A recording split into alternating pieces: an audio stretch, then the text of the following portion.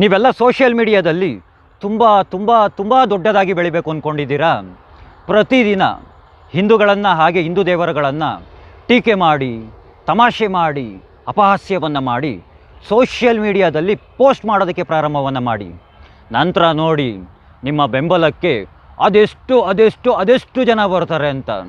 ಜೊತೆಗೆ ನಿಮಗೆ ಹಣದ ಸಹಾಯವನ್ನು ಸಹ ಮಾಡ್ತಾರೆ.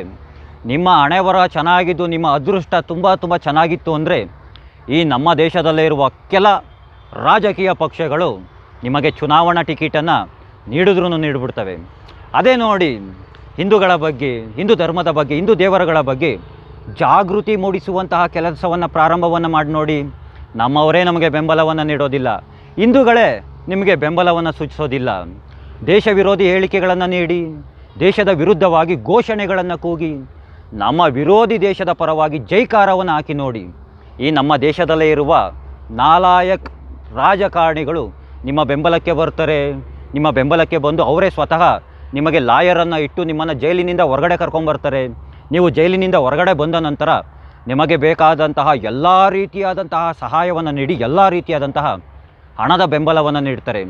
ಅದೇ ನೋಡಿ ದೇಶದ ಪರವಾಗಿ ಹೇಳಿಕೆಯನ್ನು ನೀಡಿ, ದೇಶದ ಪರವಾಗಿ ಘೋಷಣೆಯನ್ನು ಕೂಗಿ, ಬೋಲೋ ಭಾರತ್ ಮಾತಾ ಕಿ ಜೈ ಅಂತ ಹೇಳಿ, ಒಂದೇ ಮಾತರಂ ಅಂತ ಹೇಳಿ ನೋಡಿ ನಿಮ್ಮನ್ನು ನೋಡಿದಂಥವರು ಇವನು ಯಾರೋ RSS ಅವನು, ಇವನು ಯಾರೋ ಚಡ್ಡಿ ಅಂತ ನಿಮ್ಮನ್ನು ನೋಡಿ ತಮಾಷೆಯನ್ನು ಮಾಡ್ತಾರೆ, ಟೀಕೆಯನ್ನು ಮಾಡ್ತಾರೆ.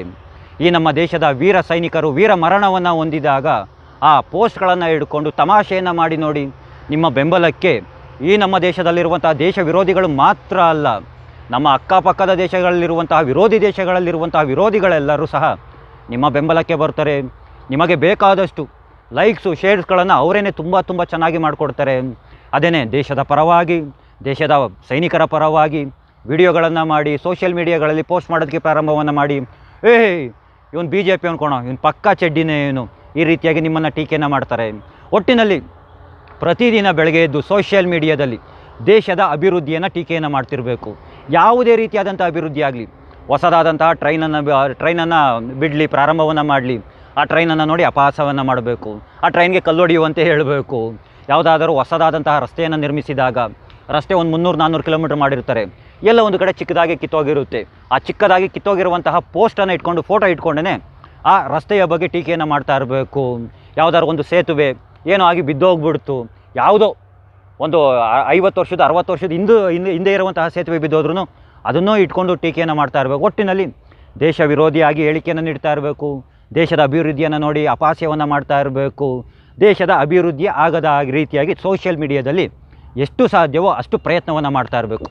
ನೋಡಿ, ಅವಾಗ ಈ ನಮ್ಮ ದೇಶದಲ್ಲೇ ಇರುವಂತಹ ದೇಶ ವಿರೋಧಿಗಳು ಹಾಗೆ ಅಕ್ಕಪಕ್ಕದಲ್ಲಿರುವಂತಹ ವಿರೋಧಿಗಳೆಲ್ಲ ನಿಮಗೆ ತುಂಬ ತುಂಬ ಚೆನ್ನಾಗಿ ಬೆಂಬಲವನ್ನು ನೀಡಿ ನಿಮ್ಮನ್ನು ಸೋಷಿಯಲ್ ಮೀಡಿಯಾದಲ್ಲಿ ತುಂಬ ತುಂಬ ಚೆನ್ನಾಗಿ ಬೆಳೆಸ್ತಾರೆ.